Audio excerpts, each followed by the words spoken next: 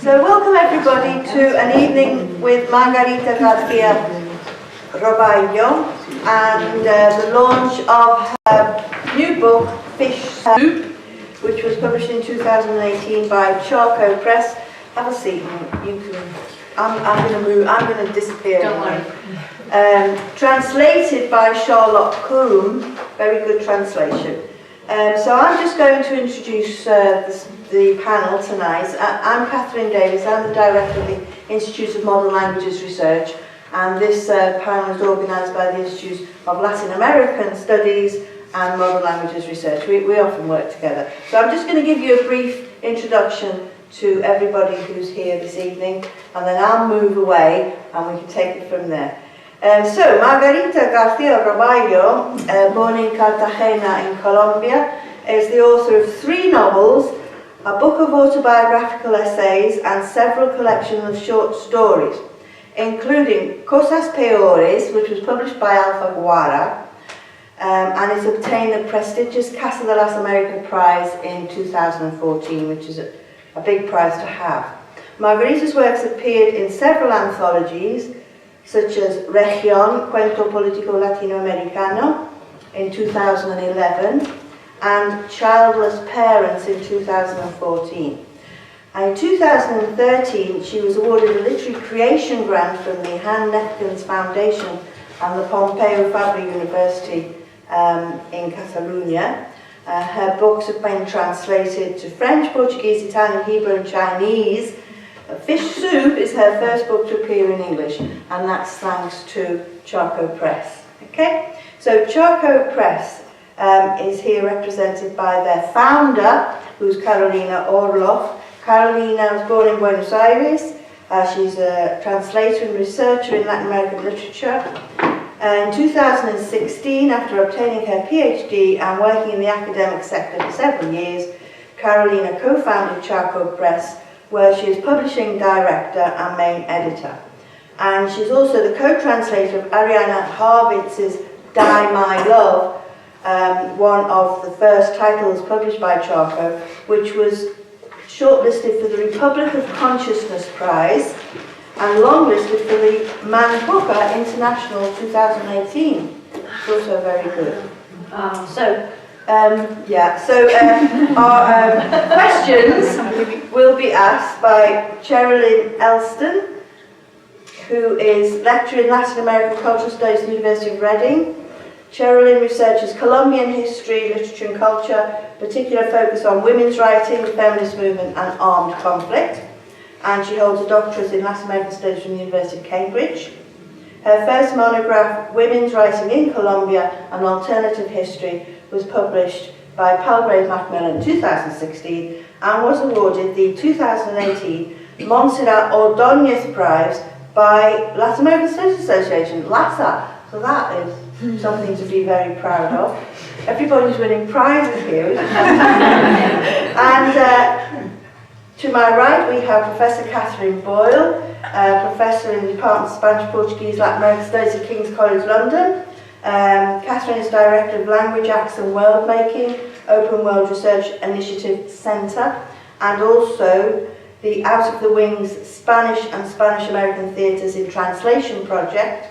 Her interests are Spanish American theatre, translation, performance studies and gender studies, and she's published lots, but since her first book on Chilean theatre, 1973 to 1985, 1992, she's developed, very few people do this in the UK, the study and practice of theatre in text and performance, particularly in the Southern Cone, Argentina, Chile and Uruguay. And she's published a number of translations, for example with the Royal Shakespeare Company for their Spanish Golden Age season. She translated Sor Juana Inés de la Cruz, Los Empeños de una Casa, as House of Desires in 2004. That was an amazing production. And co-edited the book Spanish Golden Age in English, Perspective on Performance 2007. And a book with her research students to celebrate work in progress, which was Exploración y Proceso, Investigando la Cultura Hispánica in 2007. And she is the founder and editor of the Journal of Latin American Cultural Studies of 1992. So, after the celebrity lineup that we have here, I am just going to move away, and the way, so Neil Garrity, who's in Buenos Aires right now and has been helping us to put this panel together, suggested that Margarita could read a selection, a piece from her fish soup. Are you going to read it in Spanish? So she's going to read it in Spanish, and then Carolina will read the same piece in English, and then we'll take it from there with questions, okay? So, do you want to move there? Because otherwise nobody can see you. Thank you. Okay.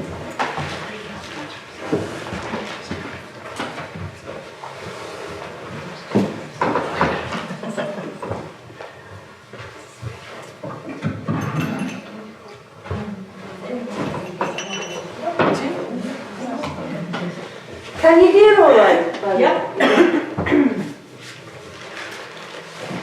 Bueno, gracias por tenerme acá. Voy a leer el primer capítulo de una novela corta que se llama Hasta que pase el huracán, y que es también la primera pieza, digamos, de Fishes. Lo bueno y lo malo de vivir frente al mar es exactamente lo mismo.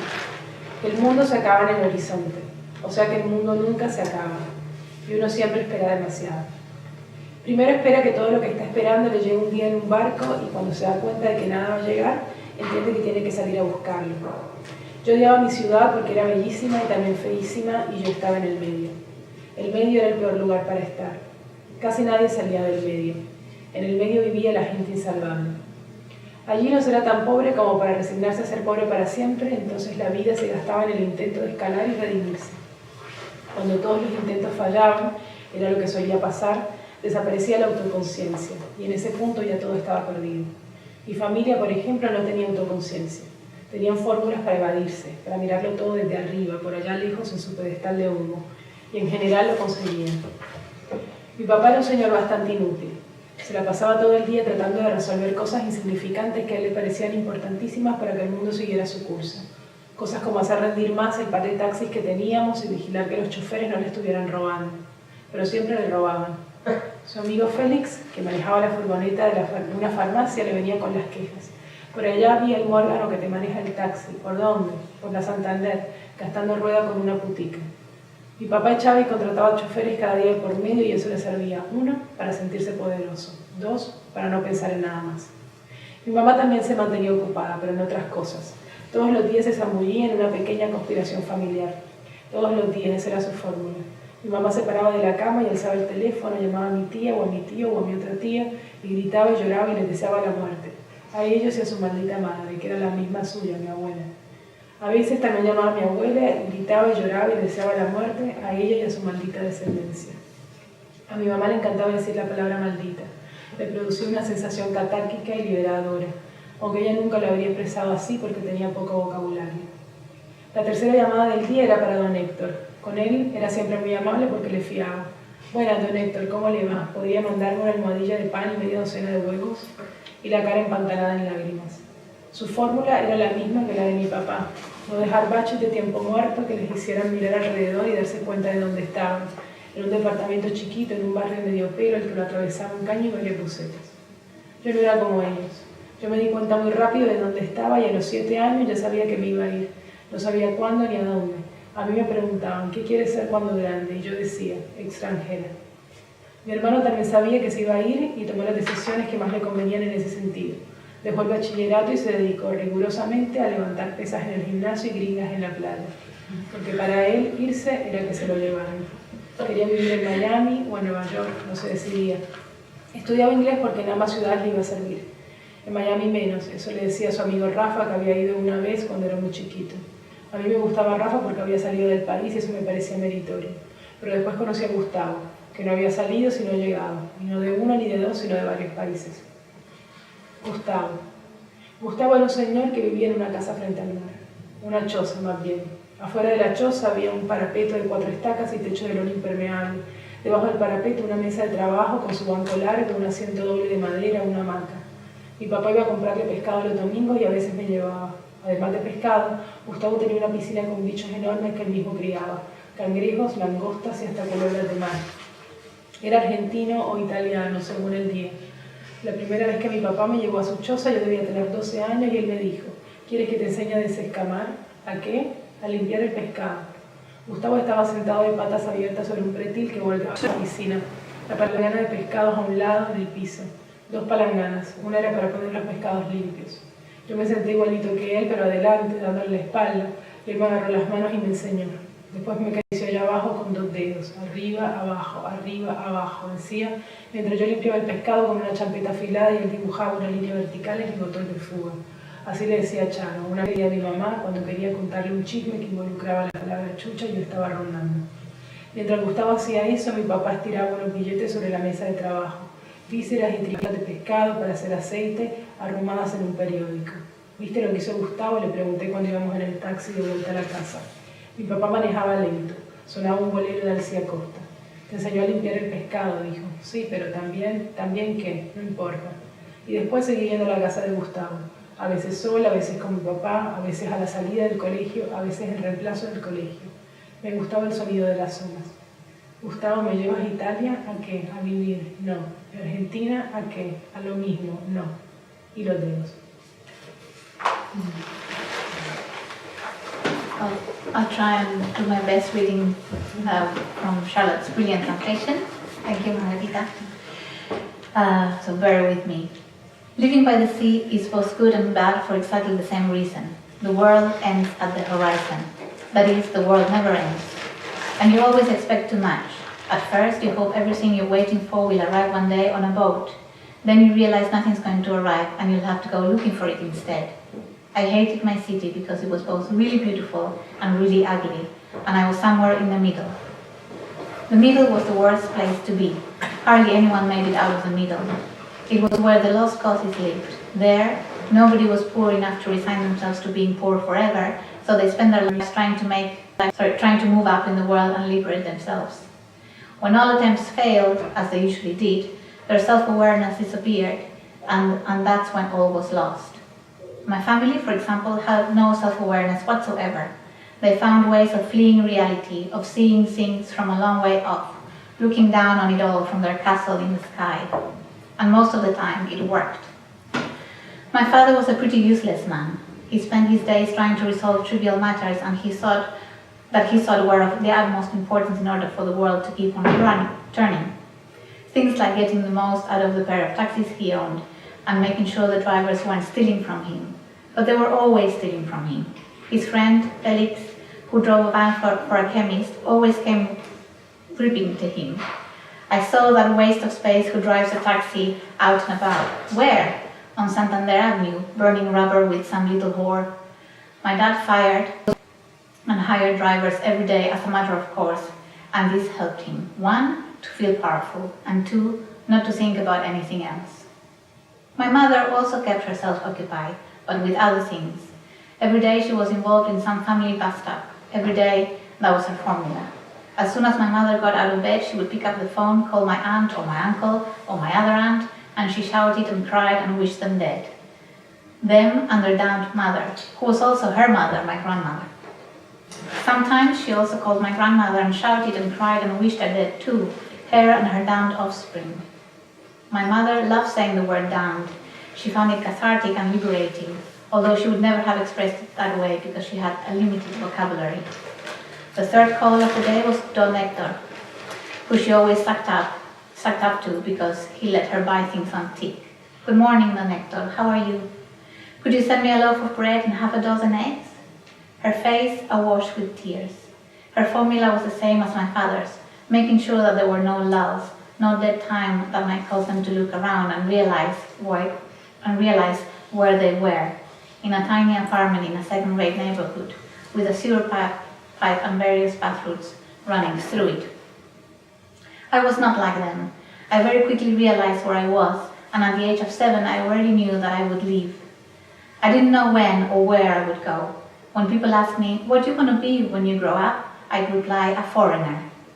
My brother also knew he wanted to get out of there, and he made the decisions he needed to achieve this. He quit high school to devote all his time to working out at the gym and making out with gringas he met on the beach. Because for him, living meant someone taking him away.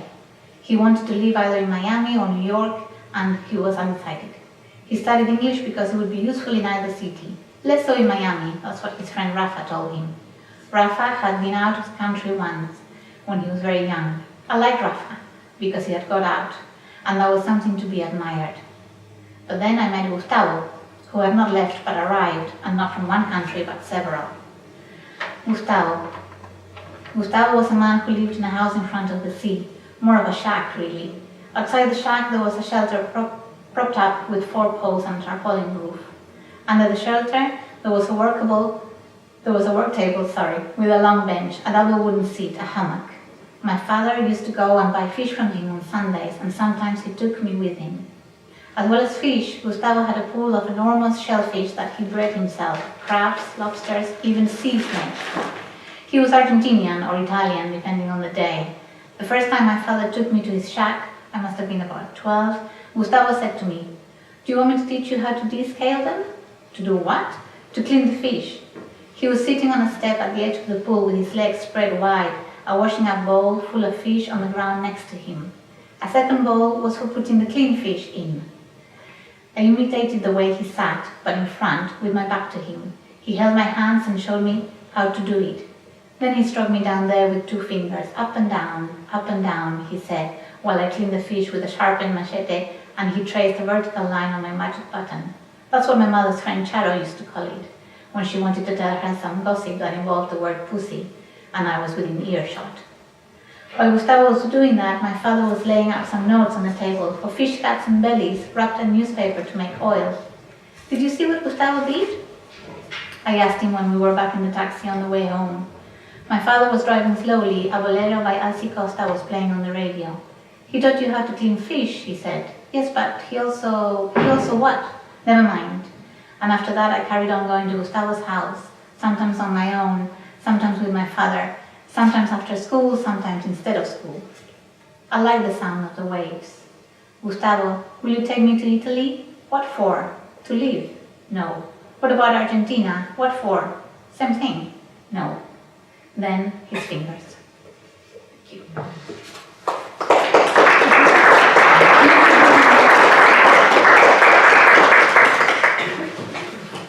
Start the question. It's really exciting to be here with you.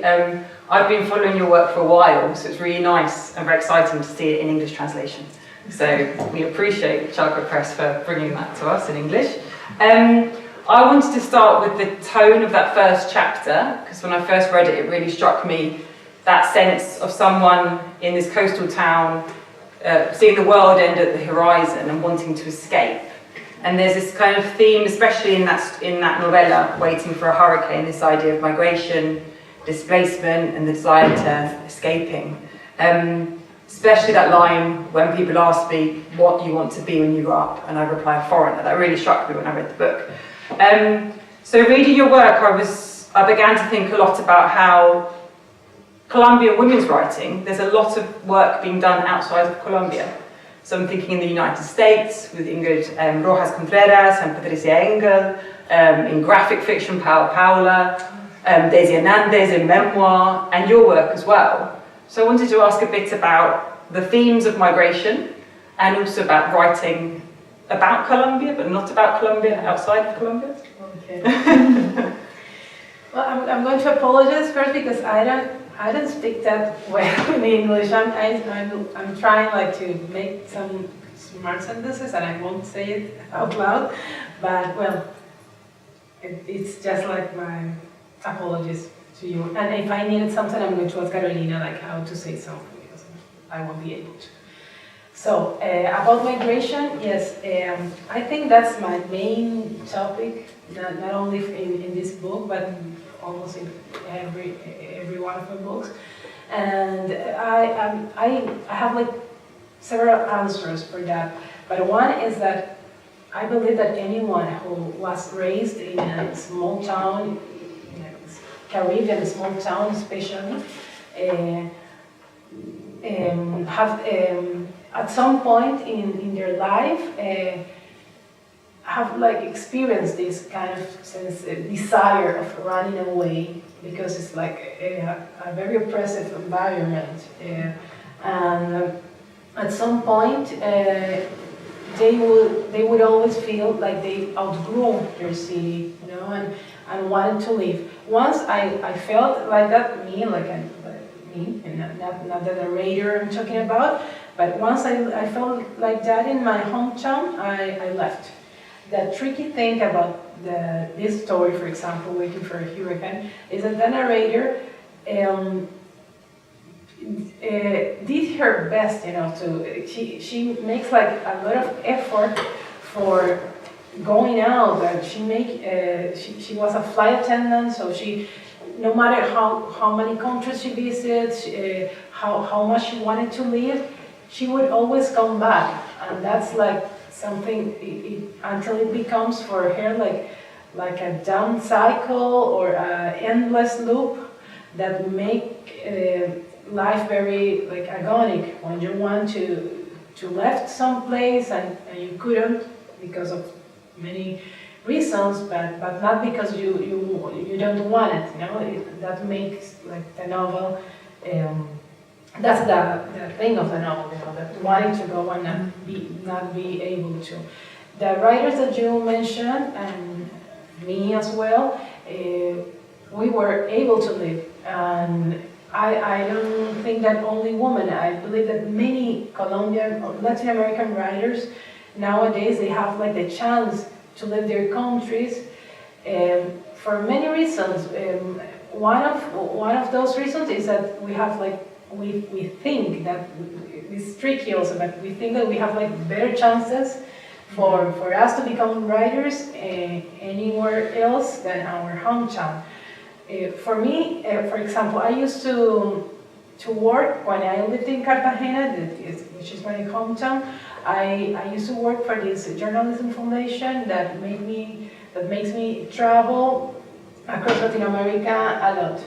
And the more I travel, the more I convince myself that if I wanted to be a writer, I have to leave my hometown, because, for example, in Buenos Aires, which is the place I finally choose, it doesn't feel like becoming a writer was kind of an outlandish decision or ambition. In this kind of environments, Caribbean, a small town, for example, it is. It's like, it was kind of relief and even like healthy for me to feel like I being in this city as Buenos Aires, where there were many people as me wanting to become writers, and there were like workshops and very well-known writers who opened their living rooms, and we were there like sharing our work, and it was healthy for me to feel like I wasn't anymore this capricious, crazy girl from the small town that wanted to be an artist. That's how my parents, for example, read that kind of ambition. So I feel that that's why we kind of run away from our hometown to search for this becoming something that isn't that doesn't look extravagant. Yeah. You know? It's interesting though, you're saying so the needs that many Latin American writers feel they need to leave to kind of realise that kind of themselves as writers.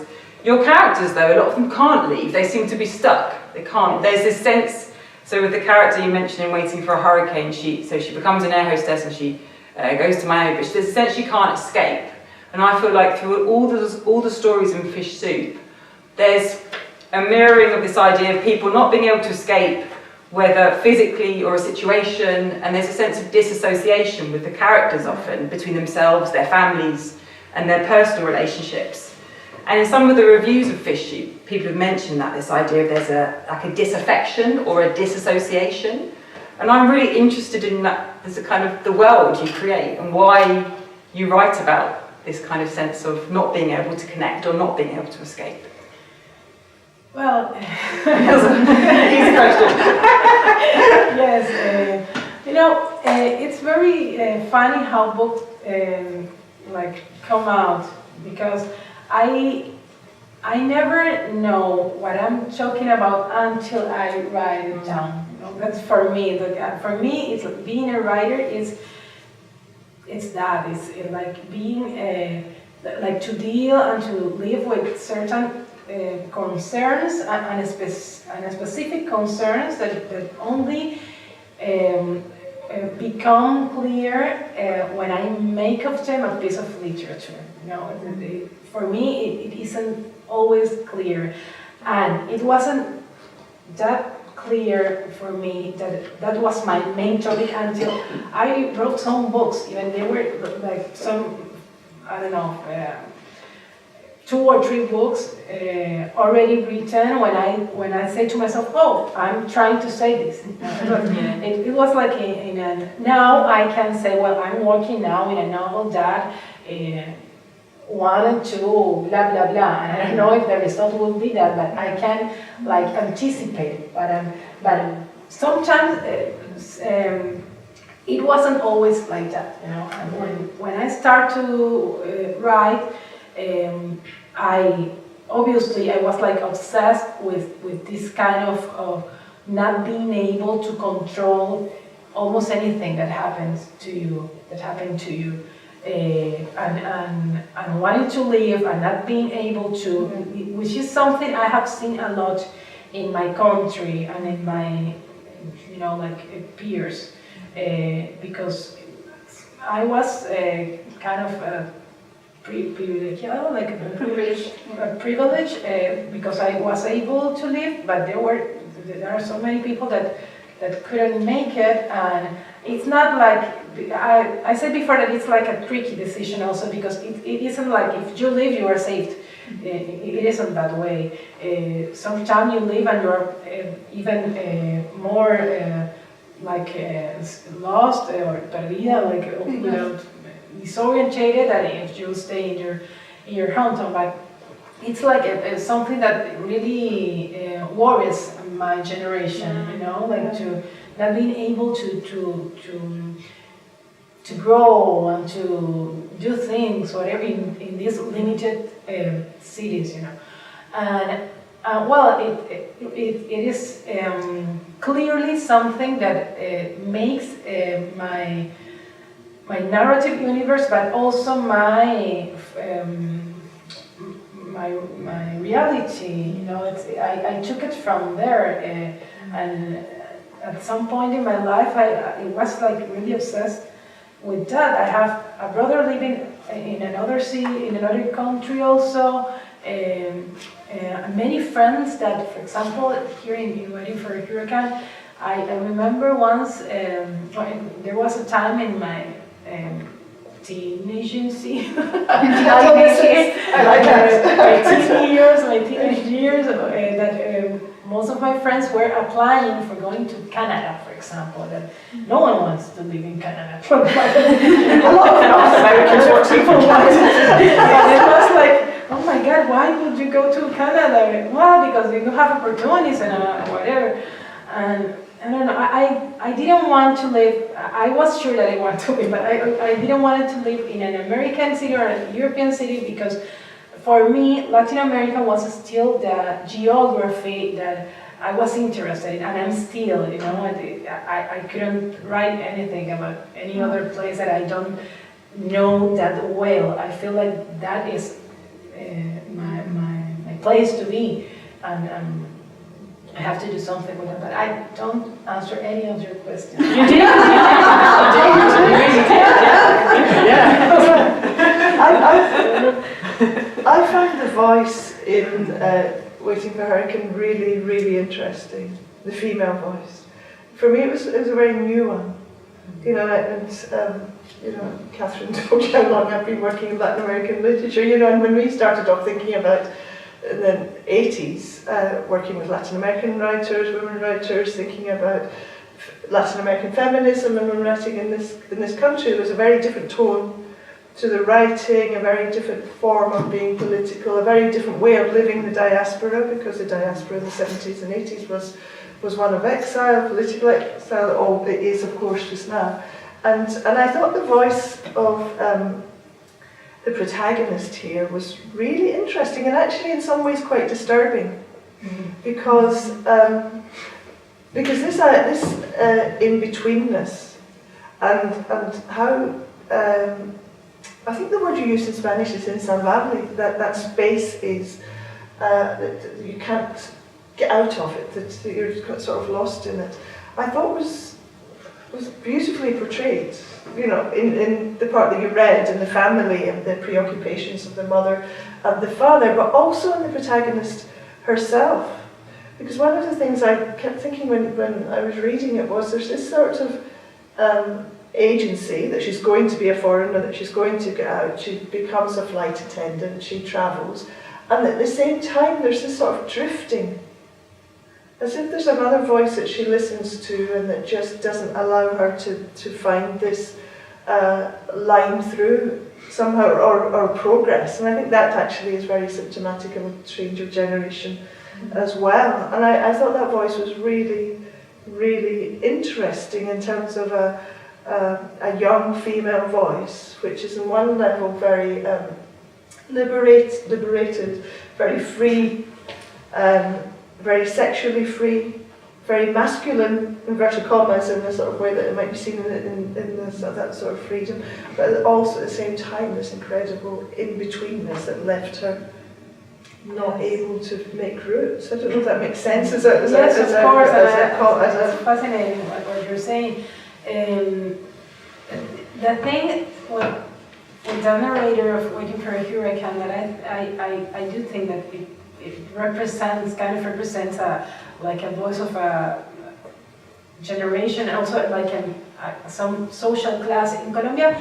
It's very hard. I don't know if I can explain. Well, we have Colombians here, so they must know what I'm talking about. But we are like a very unequal society, unequal. You can say that. It's like we have this big but huge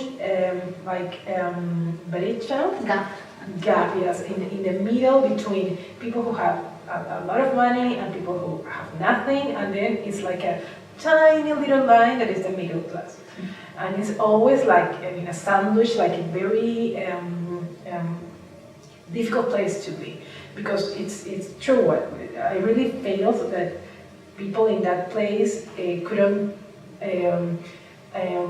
desire anything that will take them like out of that place, but they aren't that poor, so they can't ask for any help neither. So they're like condemned to be there forever, and that's what makes this like very like suffocating in some points, because you aren't really that bad.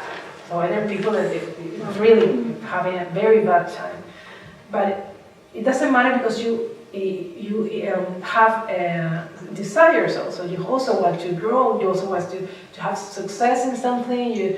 And you don't want to resign to live there forever, as your parents did, as your grandparents did. And it's like sometimes you struggle a lot. And what I just heard you, and I was thinking that what is very different for this generation, mine, or even maybe younger ones are like smarter people. Younger people are always like knows better. I don't know. But this generation of mine that are like between the 30s and the 40s, we don't have any as our mothers, maybe we don't have like any north at some point, because, for example, in the 60s they were searching for something. They clearly know what maybe they wouldn't get there, but they knew what they were searching for, you know. At least that's what they told us. But you can identify something like a dream, or being, you know, like feminism and being more. Now it's like it's kind of a gray area. you don't really know in a political way, I mean, where are we going, what are we searching for? So this narrator, it's kind of that, it's like, I want to leave, but I don't know why. And I just want to leave, I want to be somewhere else. I don't want to be here. But some people that have read this novel have asked me, like, but what does she want? What does she really want? Because okay, she lives in Los Angeles as her brother, who finally got like a girlfriend and wanted to live there. And when she gets into Los Angeles for a few days with her brother, it was like terrible for her. It was okay, so people here, it's always like she don't know really what she is searching for. That's what I'm trying to say. Like it's like symptomatic for me for like an entire generation who have like lost this north that maybe our parents did have. That makes sense.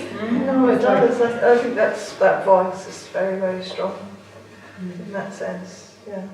And eventually, when you get out and you establish somewhere, now I'm not talking about me because I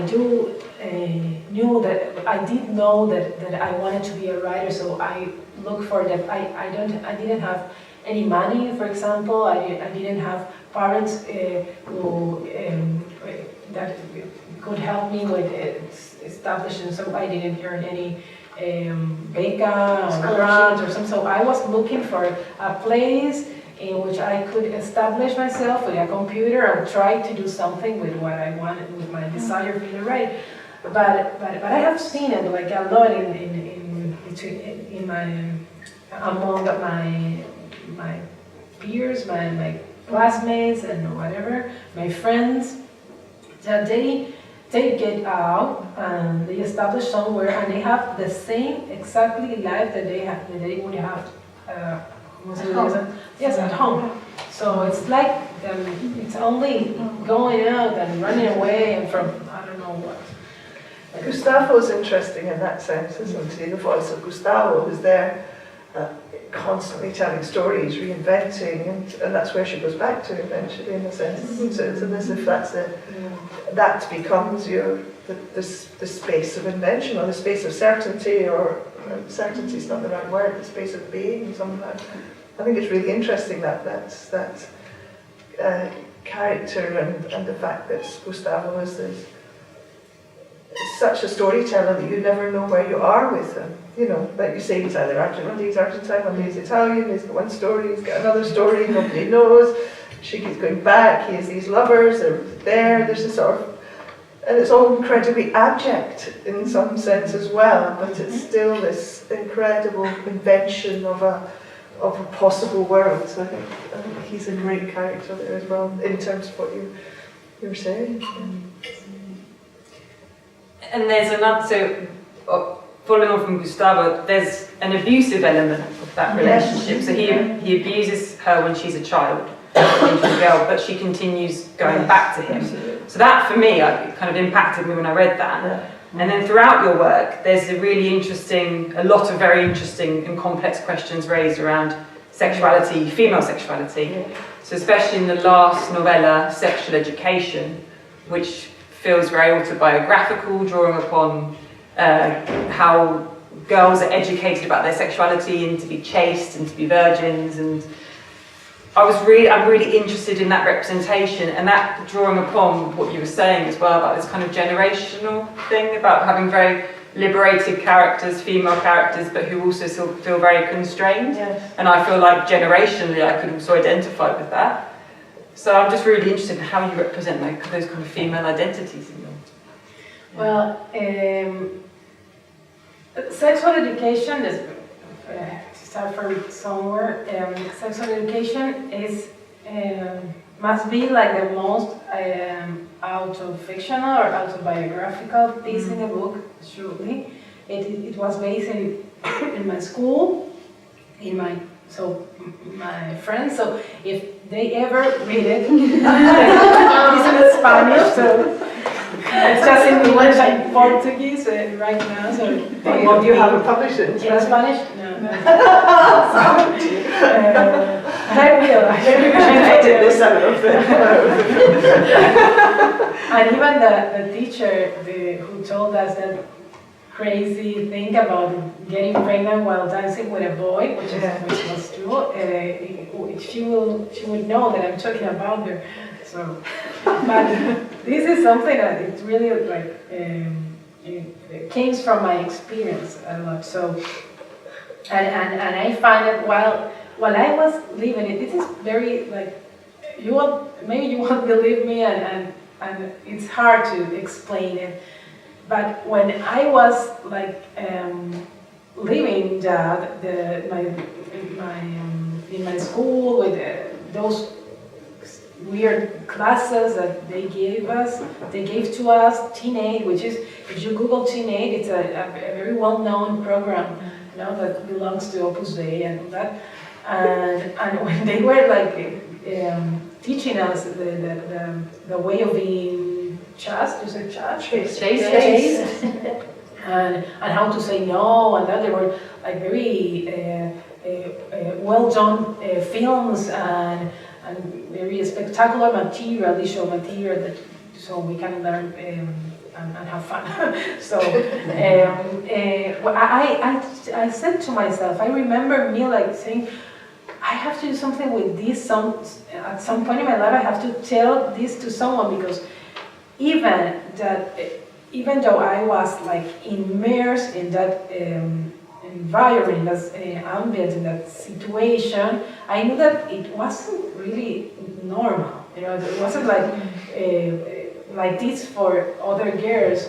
And when I finally got out from school and I realized that it wasn't normal, I said to myself, I have been like living this for, I don't know, my whole teenage years, and I have to set this to someone else to relate, like to. It wasn't clear for me at that point that I needed to write it down. You know, I'm kind of slow with that, so when I realized, I want to say this, well, I don't know what I'm trying to say. What I'm trying to say is that it was so weird, even when I was living it, that it was like very clear for me that I have to write about this. Not in that time, I didn't think in writing it specifically, but to tell someone about this. So sexual education is, I think that is the most autobiographical thing that I have wrote ever.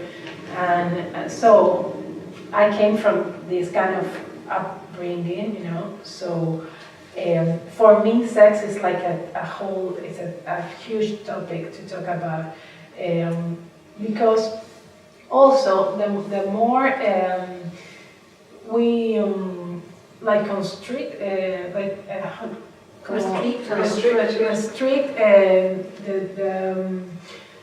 the sexual freedom, it makes people do like extrambotic practices, you know, like for example in this short story, in this novel, Sexual Education, girls who wanted to stay virgin until they get married, they won't have sex in the way everyone does, but they will have it, you know, read the book. So they're on sale. So it habilitates some kind of very weird practices. Well, not that weird, but it makes girls more pervert, you know. That if they wouldn't tell them that, so. But there's that. I think it's really important that incredible perversion of, you know, normality or yourself or your being through this type of education, you know. And No, and I found it that you could also use it. Well, I do, because I write about that. It's really like a topic for me, like this kind of behavior, you know, sexual behavior, and that makes that, I believe that it was you were talking about, like this kind of disconnection between what you do with your body isn't always what you feel. Yes. You know, it's like it comes from that. In that way, your work really reminds me of one of my favourite Colombian women writers, Maribel Moreno, who writes a lot of amazing short stories all about perversion and the failure of sexual liberation and women being constrained. Your work really reminds me of her. So I wanted to ask you a bit about how you fit in, or how you see your own work within possibly a tradition of Colombian women's writing, specifically because of the polemic last year about so Colombian women writers wrote a manifesto saying Colombia tiene escritoras, so Colombia has women writers, because once again they were excluded from a delegation by the Colombian Ministry of Culture, so you signed a manifesto alongside lots of women writers. And so in my own research, it's reminded me of just a constant battle women writers have to have in Colombia to get recognised, to not be invisible. And I just wondered your thoughts on that and how you see yourself in relation to that kind of national literary culture. Well, I think that it's very hard to like find your place in a certain canon. I hate that word, but I don't know how to say it. I don't have another one. But for example, this situation, it was they organized like a meeting in Paris of Colombian writers, and there were like 15 invitados, like guests, and only 3 of them were women.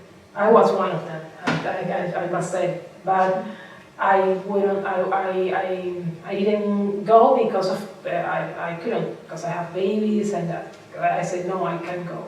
And so they were like 15 males writers and 2 female writers, and that was like very scandaloso. It was like because I feel like the worst part of this situation wasn't that they dismissed the writers that are there. They don't have to look down the stones or anything. They are there and they publish and they're well known and recognized.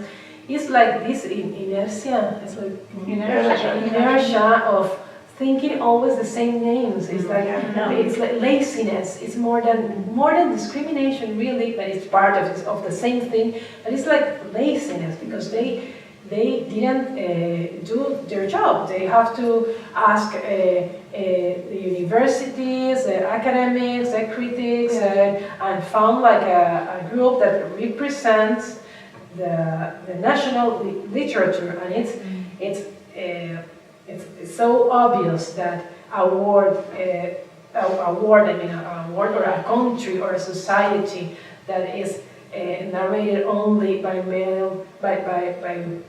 men does not represent that society. It's like, it's so obvious that to say it out loud is even like silly, you know. And but that's what happened, and it was like, what? Why 2 women writers? They are like full. The country is full of women writers. But the excuse that they gave was like, well, we have some French curators that went to Colombia and they chose whatever they wanted. But who received those French curators who doesn't have even names? They were like some ghosts that went there and chose the same names that they always choose for anything. So they didn't do their job. That's what the worst part about it, you know, because if we have in Colombia, if we could have like competent people in these kind of jobs. I mean, a competent culture minister or secretary or whatever that says, well, we need to do like a committee, or so they could choose woman or men or right, whatever, but they didn't do that. So that's what was like outrage, like make people so mad, especially women so mad, because not only that they didn't, like they dismissed them, but that they didn't do their job. That was, so they were like lazy. But, and the other part of the question was? It was so about, do you see yourself within some kind of genealogy of writers? Especially, you know, there was, I don't know how to say this, there was like a very well-known generation in Latin America and in Colombia of writers that we all know about. There was the boom generation, and Garcia Marquez and all his friends. I'm not saying like in a bad way. I really enjoy Garcia Marquez novels. I grew up like reading them, so I like them. But there was some kind of literature that then make it like very hard for the next generation, not mine, but the one before, to do something like with some kind of personality and not being like so attached to that magic realism or whatever. So it was like I'm like grateful not to be from that generation, because it would be very hard to despegarse. Step away. Step away if you want to do like something with your own identity and different. It would be. I imagine that it was very hard for them. So this is like there is like a middle generation. Even like women who get, because Marvel is before, but some women that write in that epoca, in that time, were very visible too, because the Visible or invisible? Invisible. Like for example, Piedad Bonet is a very well-known poet. Yeah. But she's like the exception, and she's very great, and she writes. I love what she do, but it's an exception. You don't have many names to say, well, they were doing something different. And now I found that we are like finding, but now like the day before yesterday. It's not very. It's like very new. New writers are like finding their place.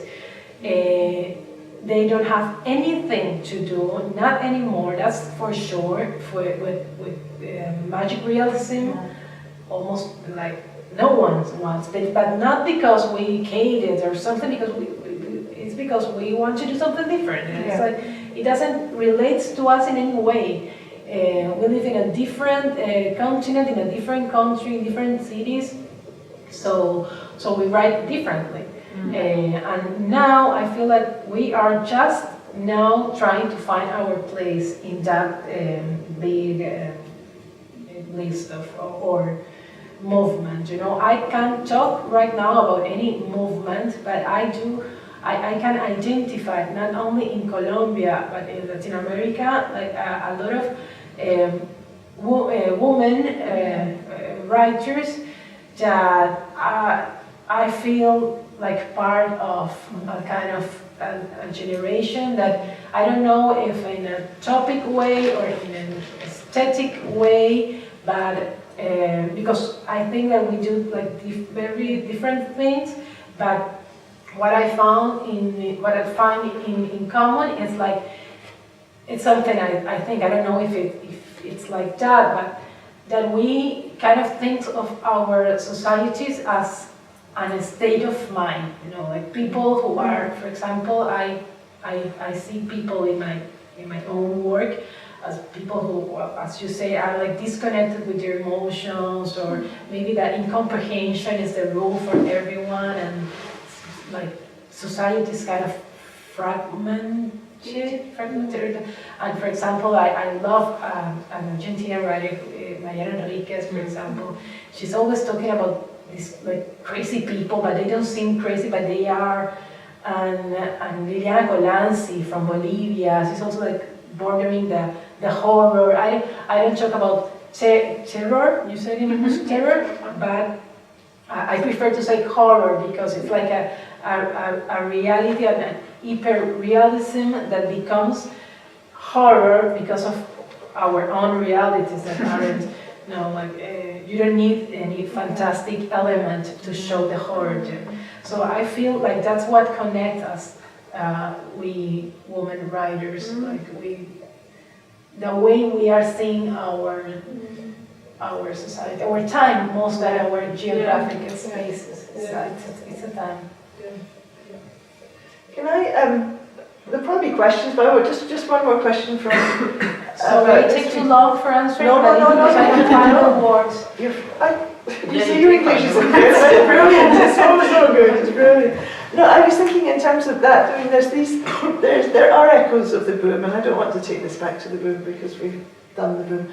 But in terms of finding a voice, finding publishers, finding the space, having to go beyond Latin America to find the space to publish, which is really what was happening in the 60s and in 70s at the time of the boom. All the boom writers were publishing outside Latin America, you know, and the role of translation of the international market was very, very important, you know. And I think I would be interested to hear, Carolina, from you and from Margarita, in terms of the role of a small press like Charco Press at this moment, which is congratulations. I mean, everyone says these books are beautiful. The choice of books that you're publishing is fantastic. You know, what was it? You were not that one was nominated for the International Man Booker. By My Love by Diana Harwitz. I mean, it's fantastic. Well, you never know. Let's hope. But I would just like to hear you speak about that, and maybe Margarita as well, just in terms of that, the role of a small presses in this big world, and the role of translation in that. Yes, you know, it's. I was thinking. I always try to think back. Because it always comes back to the boom generation. Yeah. I was thinking, where were the women? What women names come to mind? And I was thinking Pisa Naked, but it's some other ones that I go before. And I was thinking that it is a big difference now. I think, I don't know if you agree, Margarita, but that there's small presses back in Latin America, certainly in Argentina, in Colombia, in Bolivia, that there's new independent presses that now exist, that didn't exist in the 60s and 70s, that are the first port of call for different voices, less commercial voices, and certainly female voices to get out to readers. So I think that's a first step that's made a difference, certainly since I wouldn't say the 90s even, I think since the 2000s. Yeah. So in the last 15, almost 20 years now. So I think that's an inspiration for me, certainly, and I'm grateful for that because, as I say, I think that's the first port of call. And then, well, thank you for your nice words about Charco. I certainly, again, come from Argentina, but having been in the UK, in the academic world, always within the Latin American studies kind of world, I always found it very frustrating that it was just impossible to get new names to people. Yeah. I mean, first to academics, to students, and then to readers in general. And it's always back to, and I'm not even the whole boom, just always 2 or 3 names, like Orloff or always maybe three names. So that combined with the recession and me not getting a job for a long time, that's really right. So we didn't know that's the job. But no, I just felt for a long time that there was a real need for all this. New in between inverted commas, like all these, recent generations of writers to come across to English. We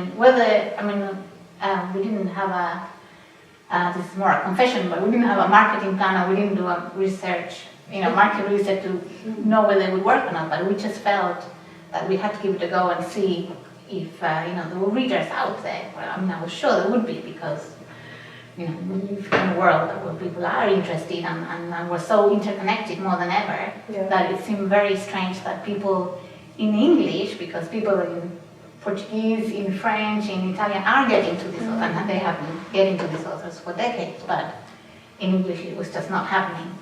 So we just started also with the now, because we thought, well, there's a gap for a few decades, where do we start? And we just felt it was a good moment to start now, and start with now, maybe start bringing those maybe authors that got lost in the last 30 years or so, but the now is such a rich, interesting moment, and the voices like Margarita, I first got into Hasta que pase un huracán. That was my first encounter with Margarita, and I just felt exactly like you described, Catherine. I was like, what's this voice? It just resonated with so many things that I hadn't read anywhere, not like that, and so flat, but so unique and so disturbing and strong and so just so present and so complex, and yet it's in 50 pages it just left me completely thrown and exhilarated, and then we put together, we were going to publish this, and then I read the short stories, because I thought these are all different books, Different selections, in Spanish, and we were going to put these two books together when we got in touch with Margarita, and she said, oh, but I got this other collection that you might be interested in, sexual education, and it just, we created this universe. Well, we created it. We did it because it's a unique book that it's only from Charco. So Margarita, I wanted to add something to what Carolina said. No.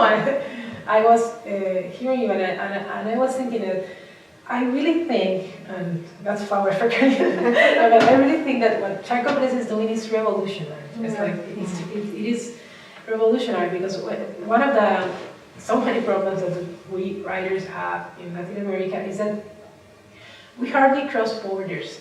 And it's like it doesn't matter. I feel like it is very frustrating, and it's a waste, because you write for the word. That's it. It sounds like a slogan, but it is that way. You wanted to tell something to the word, and maybe the word is 4 guys in the internet, but it's not the same like 4 guys in your blog, and you need to cross that borders so you can make yourself like heard. And what happens in Latin America a lot is that there's a great production of literary material, of quality literary material, of very high quality, and they stay in their countries, and they don't even goes to the other Latin American country. They have to go. This is something very ridiculous, but it's how it happens.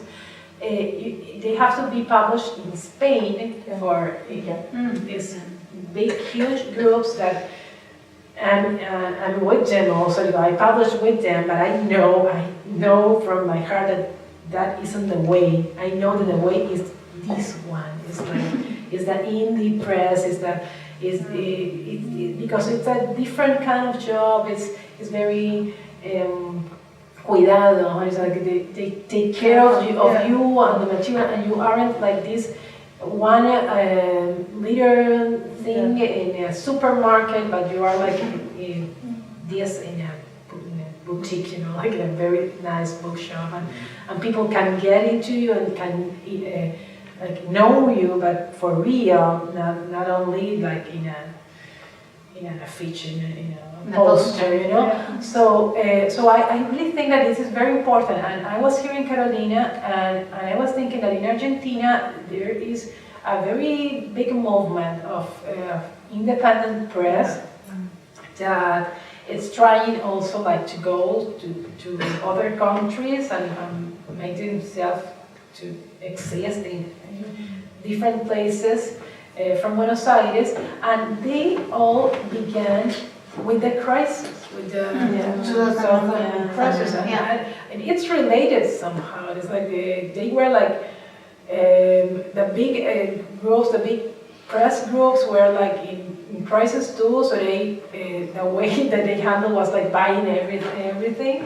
So there are like two groups, and that makes the rest of there's many things that can get there, and it's out there, and I suppose that there were people, smart people, and also like very interested in literature that noticed that and say, well, we have to do something with it, because it's not only these two giants. We have to do something when it's in the middle, and it happens, and it's like amazing that the independence press that is in Argentina, especially in Peru. In Peru is impressive.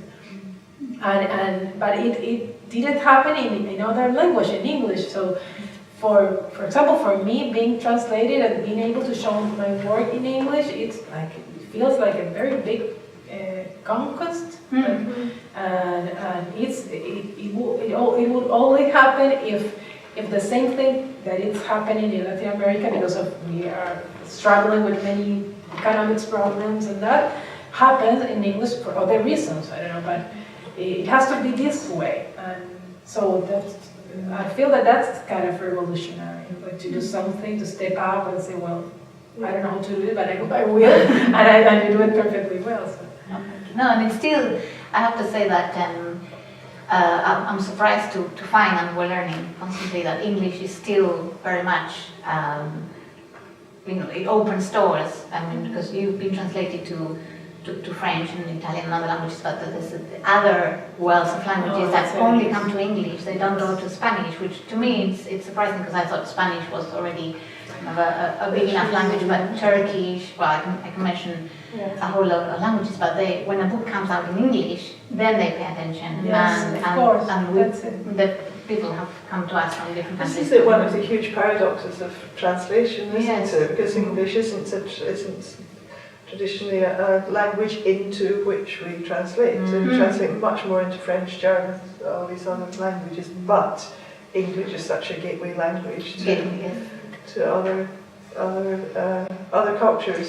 So often things are will be translated into English and then from English, so you get the three-way translation. So but it's sad that it's like that. That England, that's the cultural capital of English, is still so high and therefore so closed off in many ways to translation into the language. Although there's lots and lots of not lots and lots. There are people in the country doing lots of great work in smaller presses, and the power of the smaller press. And I think to me it resonated with what you were saying about women's writing as well, the power of the micro, the power of the individual story as opposed to the macro story of the telling, the rewriting of history of the boom writers, for example.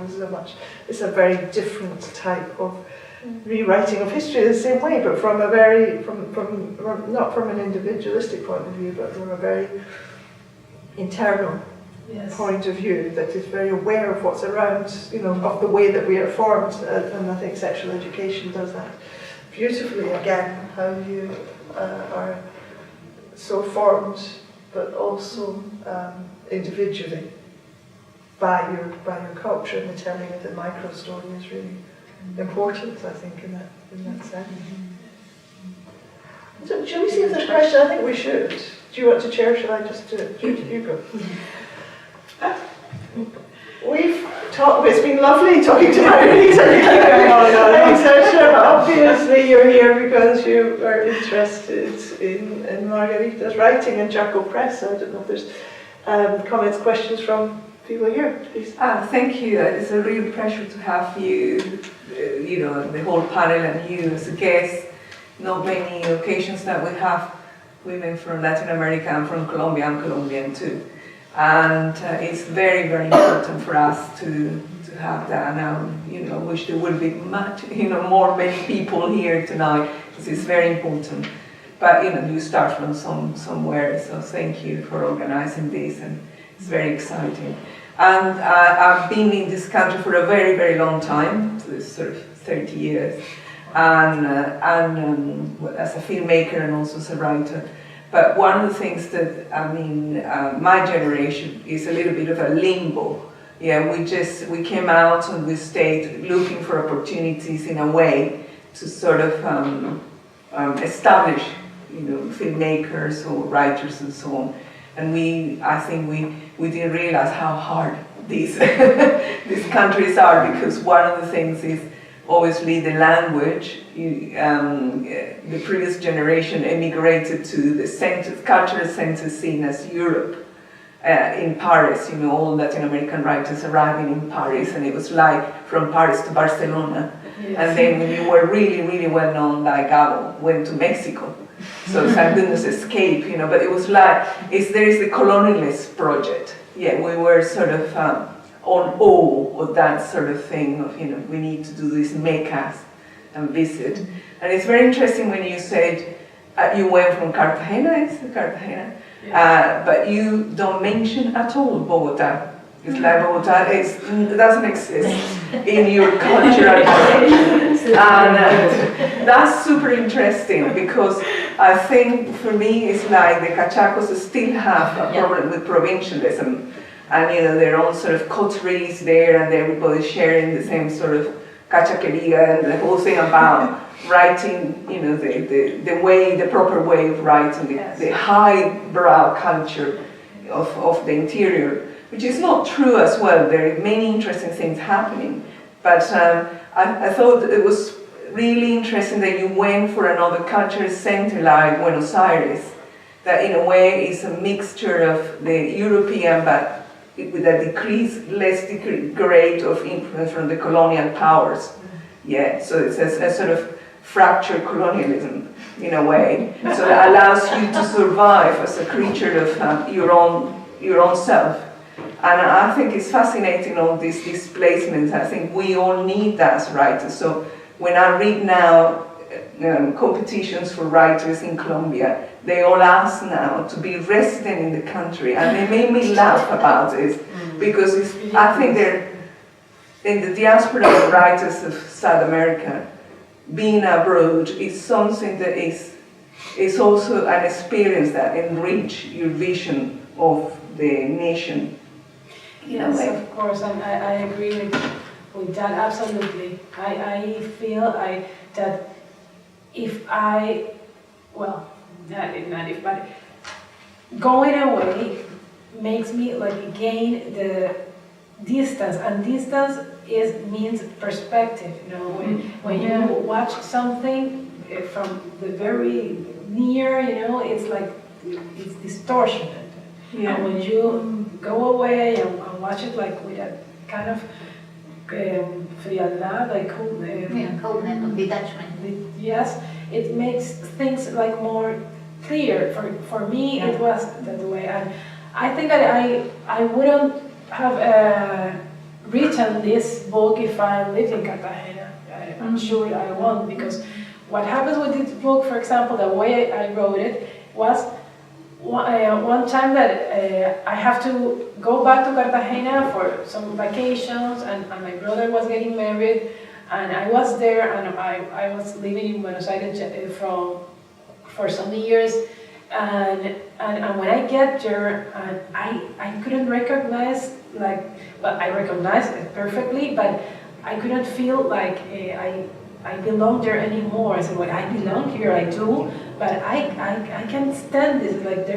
It was like a very cruel winter, and in the news where people were dying and dogs were drowning in the river, and it was really a nightmare. And in my house, they were preparing my brother's wedding, and it was all a party, and every day they have something to drink and to eat and whatever.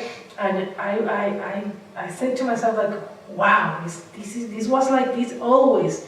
And I noticed that, I couldn't notice that until I went away and I could see them with this kind of this attachment, and that's distance. And that's distance. Distance gives you that kind of perspective. So yes, I'm absolutely ¿Se acuerdan?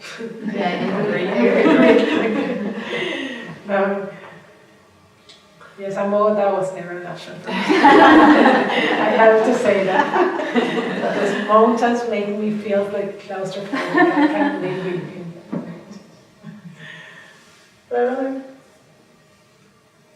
Cool. Good question. Yeah. What now? What other projects do you have coming up? Well, I like in many. I just published a book of like essays. There are like autobiographical essays, which is called Primera Persona, and it's doing like its own way. It has some edition in different countries, and it's a work that I've been doing since many years ago. So it's like a compilation of these autobiographical pieces, and now I'm with that, with my mind in that, because I'm making it bigger, because the edition that is going to be in Spain next year and in Argentina have a few more pieces, because I do that for a living. I write for magazines that ask me for, they call like, I don't know if in English that makes some sense, but it's like autofictional, or I don't know. But it's like short stories based on your experience. But I'm about to start a new novel, so I'm like in the middle of trying to explain myself what I was telling you. Like now I can like be more patient with myself and try to, what am I going to do? Yeah. Not so impulsive and then figure it later. And we're publishing Margarita's most recent novel, Tiempo Muerto, course. in next year, 2020, early 2020. All right. Wow. Tiempo Muerto, Fantastic. Holiday Heart. to be called Holiday. You're the first ones to know. Is that with the same translator? Yes, yes. Because I think you've been very lucky in finding a good translator.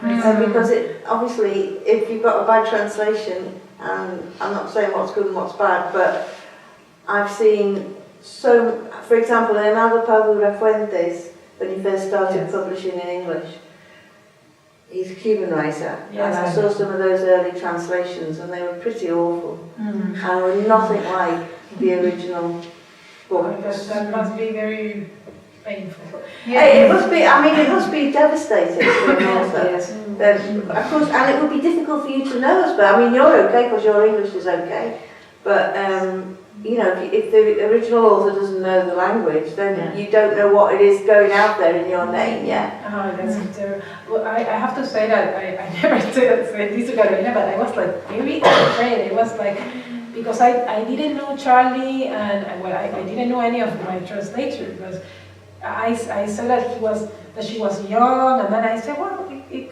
could work. But when I finally get to, I didn't read the entire book, of course, because I will be like in Panacada. But when I get into some, while we were working and I finally read some of the pieces, I was amazed, because I think that I was telling this to you before, that I think that the most difficult thing to do for a translator must be to get into the rhythm or the voice. That is something that you really work when you do so much effort to give those things that you write some music, some kind of music. And that's part of the writing process. And in the translation, I said, maybe it won't be, it will get lost, that all that effort that you do to make it sound something. And when I get into some pieces of fish soup, I was like, wow, she did it. She get into that voice, because I can recognize me there, It was never, it sounds kind of pretentious, but I feel at some point that it was like written in English for the first time, you know, like it doesn't feel like artificial. So I believe that I was very lucky with Charlie. I have to share an anecdote. She would have loved to have been here, but she's in the US at the moment. And when I first met her, I don't think I've told you this. Charlotte said to me, I think this is my other self who was born in Cartagena.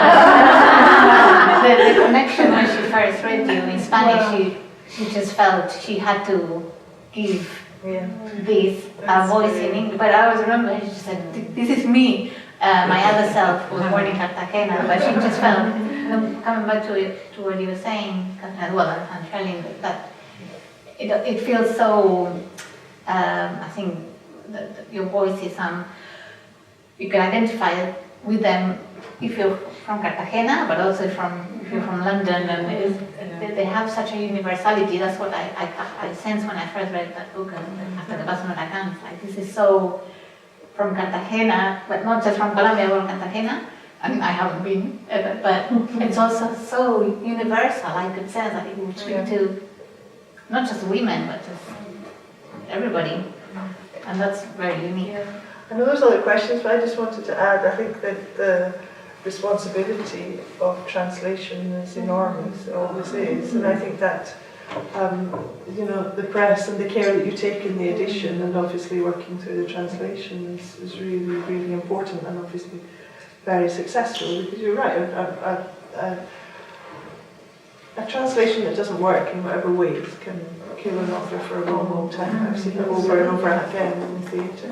I think, Katie, did you want to ask something? I think there might have been another one there, but let's go for you. Yeah, I wanted to ask Carolina, given what Margarita was saying about how divided or how hard it is for books to travel within Latin America, how you find your books and how you decide which ones you're going to publish.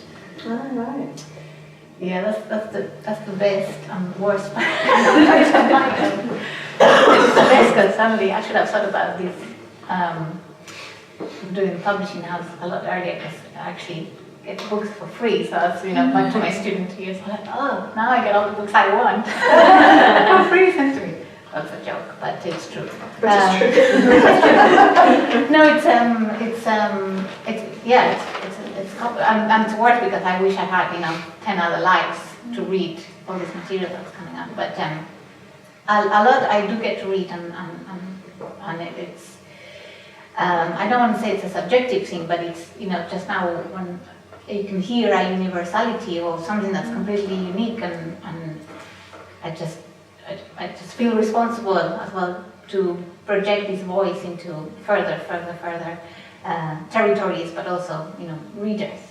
And there's a few strategies, I suppose, that I've taught myself, if you could say. One is in the certain independent publishers in Latin America that I've learned to appreciate enormously, and I can keep an eye on what they're doing, and I talk to the editors there. And knowing certain authors also triggers, what are they writing about, who are they talking about, in their articles when they write. So that's another thing. Also festivals, it's another, reading who are festivals internationally, who are they inviting and why, what have they been doing. And it's just a web of, a fascinating web, I think. So I try to learn a lot and keep up. And also risking for different voices. I think that's when we launched last year with 5 books, which was against everybody's advice. The idea was I'm coming back to talking about the boom and how do you update the canon, as it were, and destroy the canon at the same time.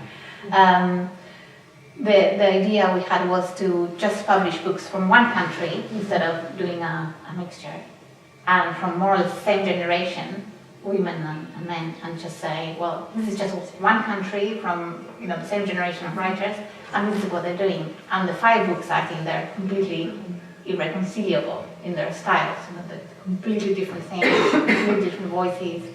And it was just to show the readers in English that, first, Latin American literature doesn't mean, it's all, magic realism, it's all the same. Which, unfortunately, it is an expectation. Yes. Or female writers, Latin America, another boom. It's like, well, no. Yes, that's awful. It is awful. That's Yes, awful. it helps to an extent, but it's wrong. It's incorrect. So that's something that motivates me as well, like the eclecticism and try not to fall into a canon as well. Only publish award-winning authors. So because what does that mean anyway? And what awards and I hope I'm doing a good job. Yes, lovely. Whether maybe just a small question for Carolina as well about distribution. So, once you have the books translated, how is Charco Press managing to get them actually here in the UK and other places? How is it is for?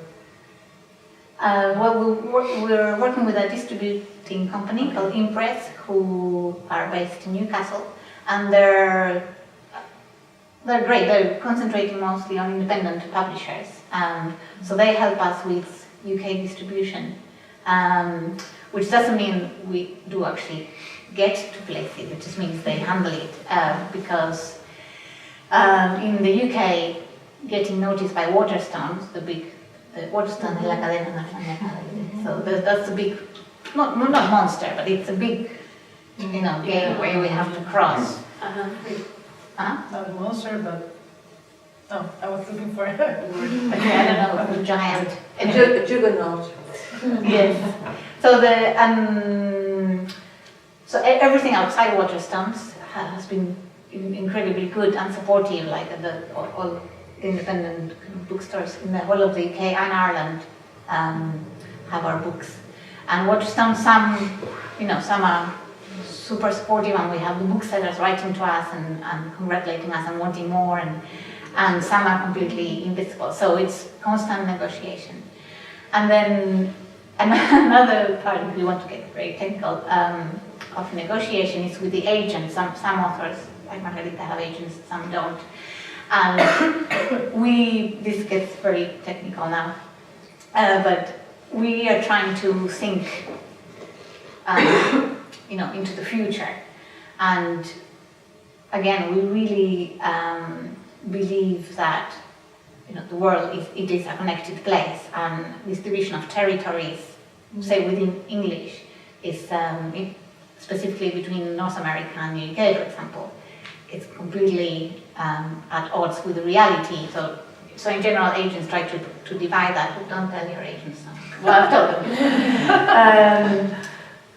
For their own reasons. But even without us approving it or knowing it, our books are in Canada and in the US. But we want to hold world English rights for our books. This is our kind of our philosophy, because the readers, they can.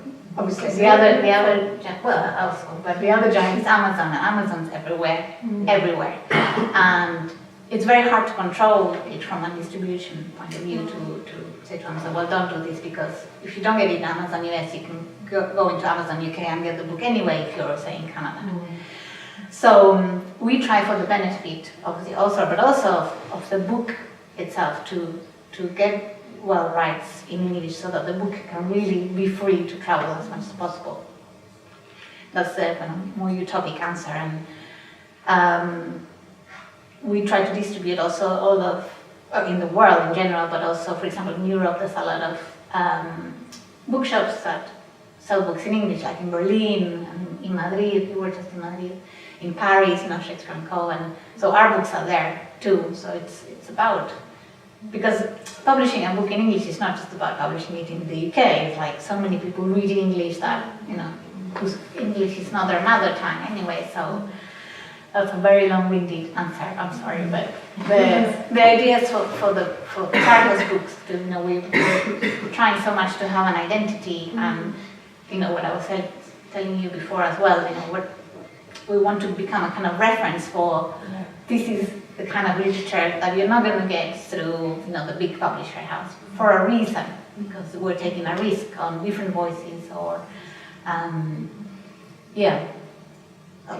hopefully we'll grow. But yeah, it's not easy. Did you have to pay translators fees to Alfaguara? No. They allowed you to... Well, because the rights... translation rights. The rights stay with the author. Ah, okay. Yes.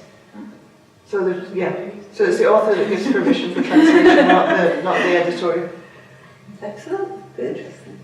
Yeah. Are you thinking about? Sometimes that you have to go through the publisher to get the translation rights. Yeah. And people go around, say, the Frankfurt Book Fair, buying the translation rights of certain authors. Yeah, I don't know how it works, but I was just wondering how it did work, because if you had to pay an extortionate fee to Alfaguara, then obviously the rights remain with the author. Okay. General. Unless the author is not longer alive, and then that's then it's the estate. The stage. But I'm sorry, I'm just thinking. Sometimes so if there's no agent, and it happens that the publisher, the original publisher, might have the rights for the translation. Yes. So I don't know in the case of Alfaguara, but for example, Sagasti, we purchased the translation rights from his publisher in Argentina, an independent publisher. So that could have happened.